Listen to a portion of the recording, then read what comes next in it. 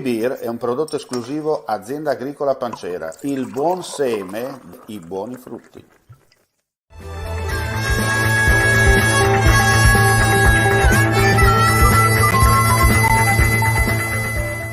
Allora, Enzo Cataruzzi, ultima, come si dice, ultima sfornata editoriale importante che si lega un po' anche alla situazione del momento in vista di questa tornata elettorale che si dovrà capire cosa emergeranno. Innanzitutto andiamo a presentare il libro. Ma il libro sostanzialmente è un libro di opinioni, commenti su quello che è successo negli ultimi anni qui, gli ultimi 4-5 anni qui in Friuli Venezia Giulia, e ho voluto accompagnarle, grazie al maestro di cucina Germano Pontoni, con delle ricette, in modo che si possa anche ironizzare sulla questione, ma un po' riflettere, ma in maniera molto leggera, insomma, senza drammatizzare le cose, ecco, in sostanza. È un libro piacevole che ho avuto l'onore di averlo presentato al Comune di Udine, il quale mi ha patrocinato l'evento, anche quindi il libro, e grazie anche a due direttori, devo ringraziare Paolo Mosanghini, direttore del Messaggero Novelli, per la prefazione e l'introduzione, e dell'amico Cattivello, che è il direttore del Friuli. Quindi sono riuscito a coniugare un po' anche il mondo del giornalismo, due persone insomma molto... e grazie anche all'editore, la Pontoni Maura, che ha creduto nel progetto, e quindi sembrava stravagante, ma alla fine poi è piaciuto. Ecco. Certo. Senti, che ricette emergono, non solo culinarie? Ma diciamo che alla fine si può dire questo: noi abbiamo bisogno di qualcosa di meglio. Cioè abbiamo visto che la legge elettorale è un po' spappolata, abbiamo visto che la gente non è affezionata al voto, alla partecipazione, forse non ha interesse, forse la transizione secondo me ancora continua, che dal 90, quando si sono rotti tutti i fili dei patti anche non scritti tra istituzioni, partiti, eccetera, noi stiamo cercando ancora la quadra, come si dice, della situazione. Quindi noi abbiamo bisogno di qualcosa di meglio, un paese stabile, anche se noi abbiamo una regione abbastanza stabile, cioè qualsiasi colore vada su, insomma qui i conti sono a posto, quindi sotto questo aspetto noi siamo abbastanza tranquilli, anche se la questione dell'energia insomma ci pone molti problemi, soprattutto nell'economia, come scrivo nel libro Nord-Est. Senti, c'è questo passaggio giustamente che hai sottolineato perché bisogna dirlo, no? Adesso ci sono le elezioni politiche, ma tra qualche mese ci saranno quelle regionali.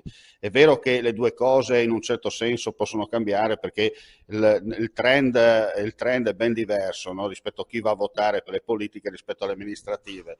Ma secondo te, se qualcosa verrà fuori, se il minestrone che emergerà diciamo dalle imminenti elezioni politiche potrebbe essere in un certo senso di traino anche per eventuali clamorose nuove alleanze in vista del voto del 2023 per il Friuli Venezia Giulia? Beh, certamente questo è un test anche per le regionali, e oserei dire anche per le prossime amministrative nei vari comuni, perché è evidente che le cose si stanno rimescolando, no? Basta capire quello che ha fatto il terzo polo, basta capire il trend di Movimento 5 Stelle, basta capire anche le varie questioni che sono al centrodestra. Diciamo che tutte le coalizioni che sono state costrette a unirsi per avere il risultato, poi diciamo alle regionali la cosa sarà molto diversa, anche se ci sarà due blocchi granitici, come sappiamo, però io non escludo ci siano anche delle novità. Perché? Perché il cittadino chiede delle novità, chiede un nuovo impulso e magari anche nuove rappresentanze, no? Come ho detto anche io in altri ambienti. Ti aspetti la Meloni come Presidente eventualmente del Consiglio oppure rivedremo Draghi dopo il 20 di ottobre? Ma io penso questo: se ci sarà una vittoria netta di uno o due, i sondaggi dicono che il centrodestra è in vantaggio, però bisogna vedere un momentino come va al Senato, perché al Senato, se non ci saranno i numeri, probabilmente un terzo scenderà in campo. Non è detto, perché la questione si dovrà smatassare verso il 10-15 settembre. La gente è tornata dalle ferie, adesso vede un po' le bollette, vede la questione, sono ingerenze a destra e a sinistra. Insomma, il cittadino adesso comincia a prendere corpo di quello che sta succedendo, e i sondaggi, non dico che lasciano il tempo che trovano, danno una bella indicazione, però tutto può succedere.